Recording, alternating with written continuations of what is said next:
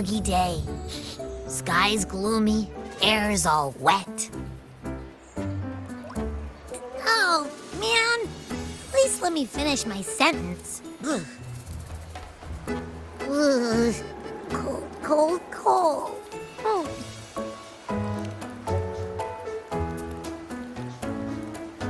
All right. I'm famished. We barely had a bite sprinting all the way here from Ragusa. Whoa! Pinch me! This is a feast and a half!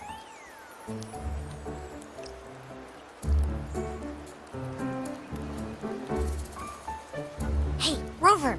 So, we did bring enough money, right? I mean, we kind of rushed out without grabbing anything. Oh, that. Don't worry, money's not an issue. Augusta made sure we're covered. All our food and lodging here in Septimon is built straight to the FRover's palace. But I think the owner might have overdone it a little. Ha! Better get used to it. You're the champ of the Great Aegon. And you know me. If food's on offer, I'll be a scoffer. Yeah, no leftovers, guaranteed.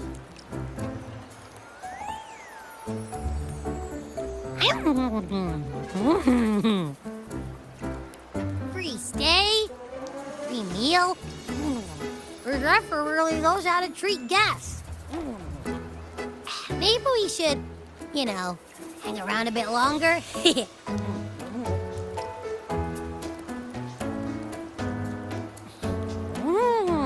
This smells amazing!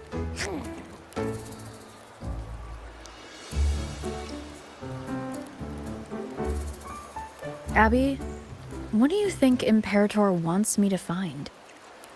If Cardathia's right, the last clues should be somewhere on the Sanguis Plateaus.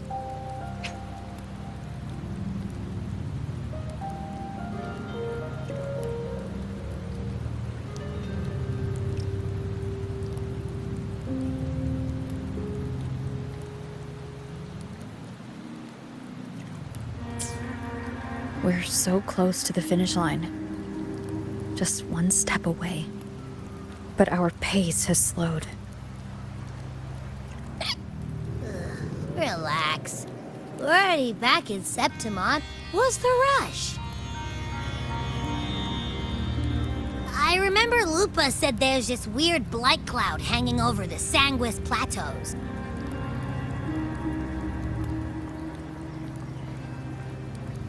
And when the high tide, or whatever, rolls around, all the gladiators go there to hunt tacit discords. Wait, is the high tide coming up soon? The Afra's invite did say something about a big hunt. Huh, that reminds me. Aren't we supposed to meet her today?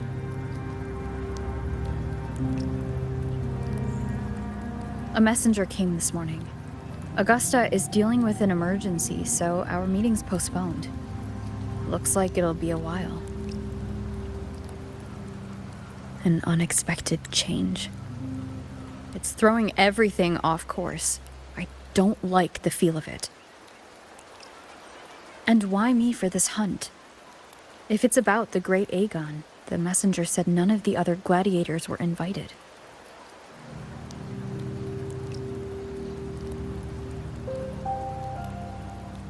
Who knows? Maybe she just wants to test her strength against you. Typical Septimontian, right? You think so? I've only met her a few times, but I doubt she acts on such simple impulses. And as the FR, can she really thoughtlessly do whatever she wants? Guessed from afar. You possess eyes as clear as crystal. But what troubles you so that eyes once bright as the highland sky now darken with rolling clouds?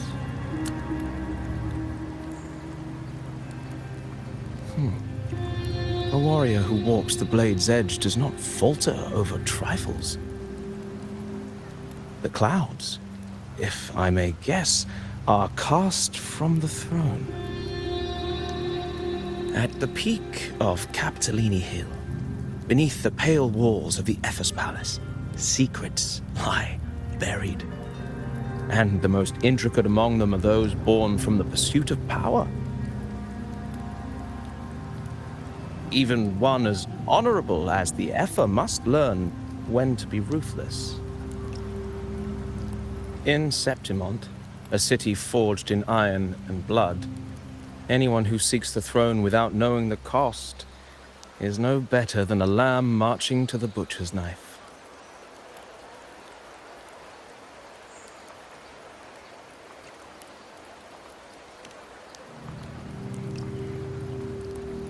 I am Nestor, a traveling poet.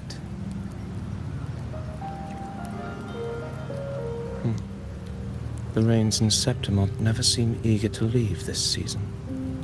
So then,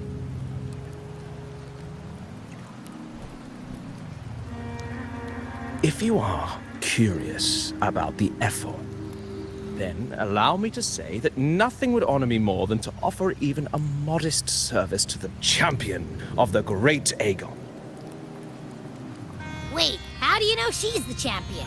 And all that stuff about the F-War, too? Huh? Your eyes. Were we talking too loud? To see and to hear are but two of the many ways to perceive. Trusting the senses is a habit, a natural expedience, but not the only option. Truth be told, I've been gathering inspiration for my next epic, and its protagonist is none other than Augusta, the Epher of Septimont. That's why I speak of her with some familiarity.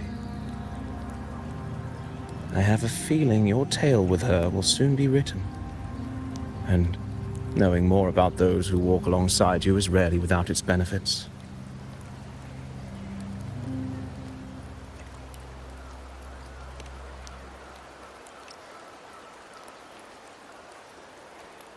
Augusta, a girl of humble birth, a resonator of modest talent, a commoner without noble patronage, and yet, from the den of wolves that is Septimont City, she rose and eventually claimed her place.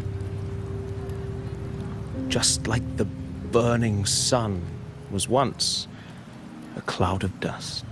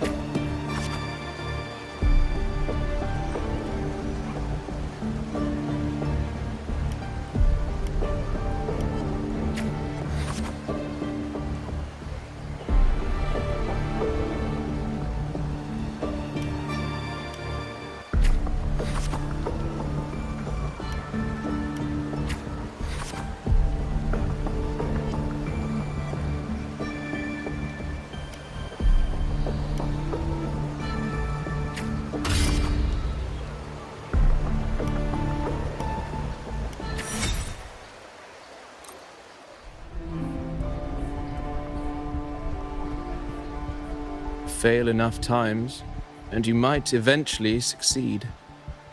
Should we call it resilience? Or mere stubbornness?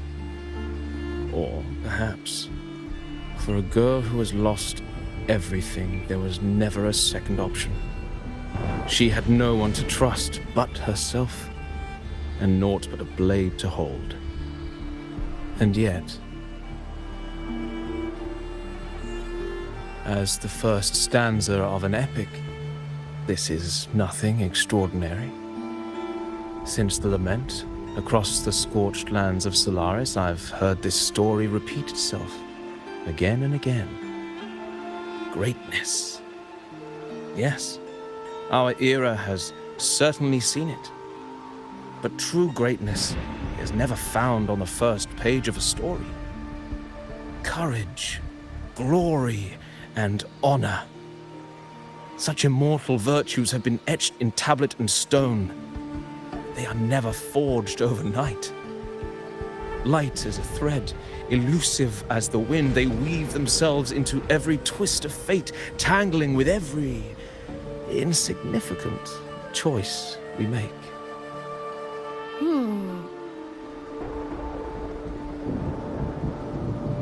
I don't know.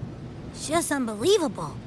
The Augusta he's talking about, and the F we saw in the arena. No way they're the same person.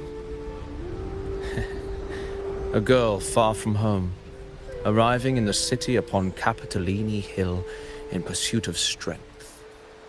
No title, no status, no wealth.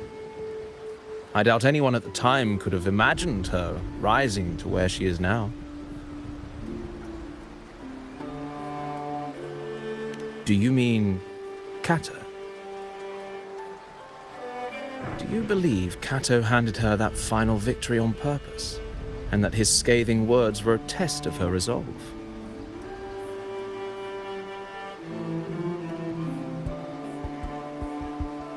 Then Cato must have been an idealist to place his faith in a girl with nothing to her name. Now, why don't we keep this question in mind and see where the story leads us?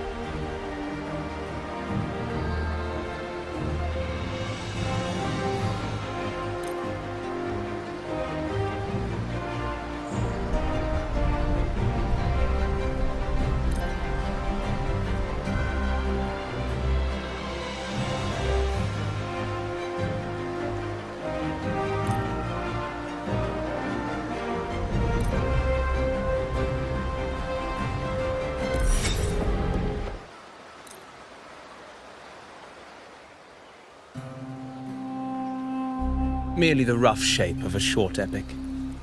This is all I can offer about the FR.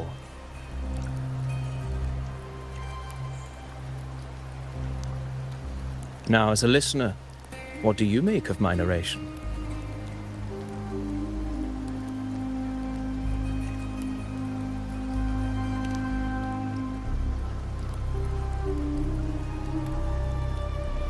I appreciate your kind words, my generous listener. I am only a humble wordsmith, spinning verses and rhymes. The essence of poetry is granted by those who dare defy their fate. But there is one thing I must confess. Through my words, your knowledge of the FR is partial, at best. Poetry can only offer a glimpse of the true story, the reality of people, events, and things slips beyond the grasp of words. I do not belong in the pages of the epic, so I remain confined to the observer's gaze. I can imagine events and emotions unfold, but I cannot truly recreate them.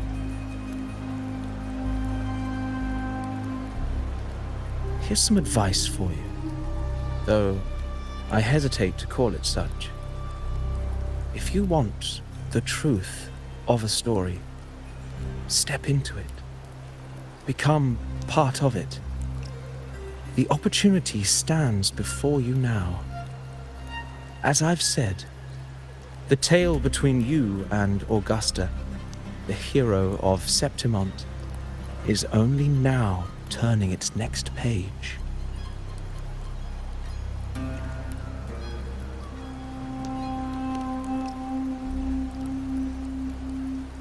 It's not difficult to see. Fate flows like the stars, tracing their course. Your destination is written in the steps you take.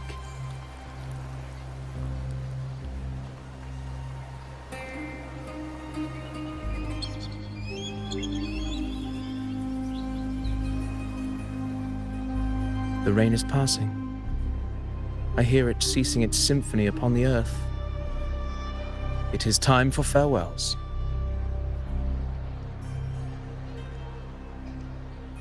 Before I leave, may I ask you one last question?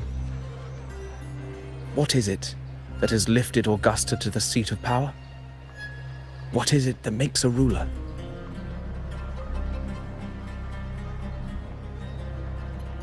Well, I'd say strength. Let's be real. There's no way Augusta could have passed those trials without strength. Rover, what do you think?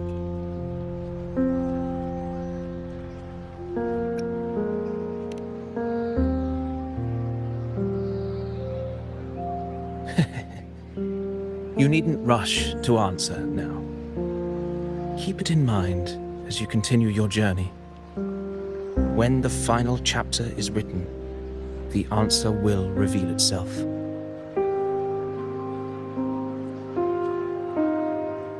Farewell, my friend. Our paths crossed by fate and by chance. Soon, after this brief encounter, everything about me will be gone with the wind.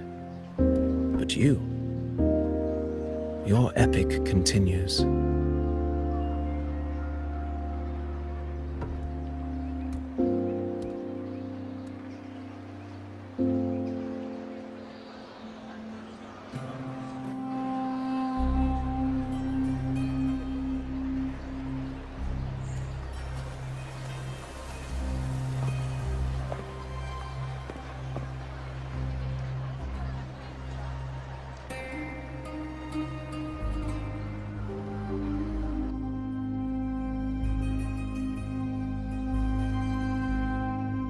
Your Excellency, you have indulged her too much. As the priestess, you know is far too unruly in both action and word. It's a disgrace to her title. Indeed. She entered the palace unannounced, uninvited, and with no decorum. A blatant affront to the authority of the palace. Same as always. Senators, all she crossed was a doorway. One too insignificant to carry the weight of our authority, or defend anyone's fragile pride. Let us not forget, it is not the walls of Capitolini Hill that command fear. It is my will, my sword, and our relentless conquest. I know your fear. You fear a priestess's voice drowning yours, and a rebel challenging the Senate's rules. But listen well. Power does not bow to sycophants, cowering behind their traditions. If you seek power, then step from the shadows. Face me, and prove yourself worthy.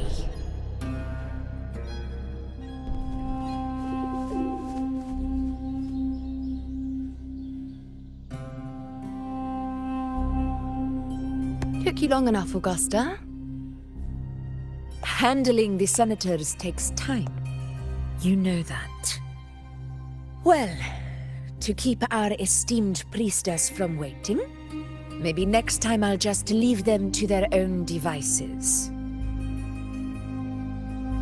I'll make sure they record every detail of your feat, and relay it word for word to Grandmother Lilibet.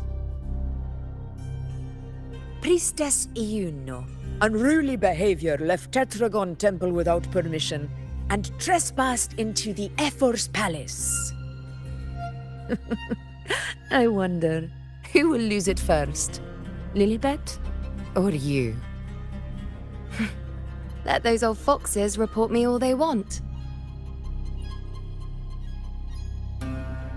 If they step into the tetragon left foot first, I'll shoot the left. Right foot first, I'll shoot the right.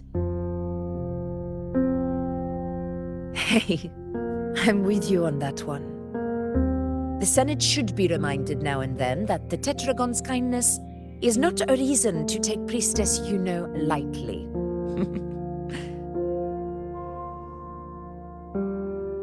Why didn't you wait there? I had everything handled. We depart for the hunting ground tonight. If anything changed, you could have reached me by my terminal. You didn't need to come all the way here. I want you free of duty until that day arrives. You're overthinking it, Augusta. I'm here to see that person. Grandmother Lilibet said her fate is one of unknowable void. Sounds intriguing enough to make time for.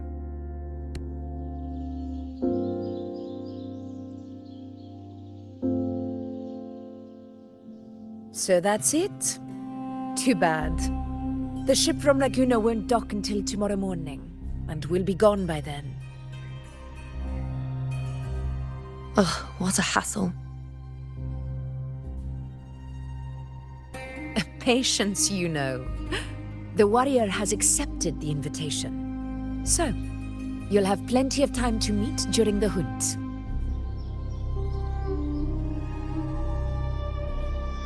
Is there something else you want to say? I read Grandma Lilibet's book of prophecies. The hunt and our plan, neither end well. Are you sure we should go through with this? Risk does not trouble me. Peril simply requires greater strength. But really, when did you start caring about the temple's traditions?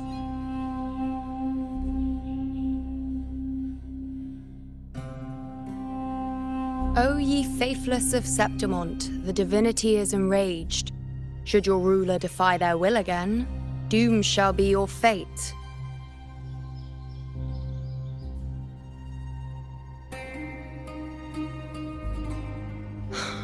Lately, I've been hearing murmurs from the nobles again about the ancient prophecy from Raguna. I will admit, those words once carried weight. But when our ancestors crossed the waters and climbed these hills, Raguna's divinity didn't get a seat on the ship. And the priestesses all said the prophecy was incomplete. Only the hero of heroes, wielding extraordinary power, risen from the dark tides, shall bring eternity to Septimont. Then shall the waters quiet, the tempest still, and glory return with the blood of the old king. Do not forget, this is the other half of the prophecy. Fabius, Attilius, Valeria, one after another, these heroes have saved Septimont from the brink of ruin. As long as a hero stands, no disaster can break this eternal city. What if this time is different? What if ruin is our fate? Then I will sever that fate with my blade.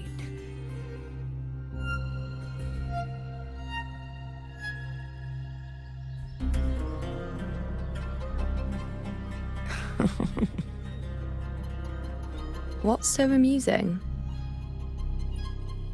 So, the fearless priestess Iuno can be frightened after all. But it's fine. If you're afraid, don't push yourself. I can handle this alone.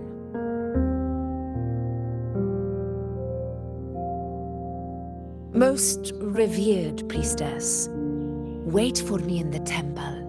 I shall return victorious. Frightened. Me? If anything, it's you, trying to shut me out and face it alone. Fine. Go ahead. You'll come back to me sooner or later. That I can't deny. I knew it.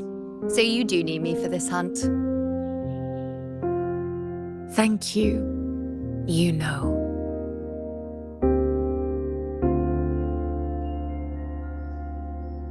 Why are you saying this?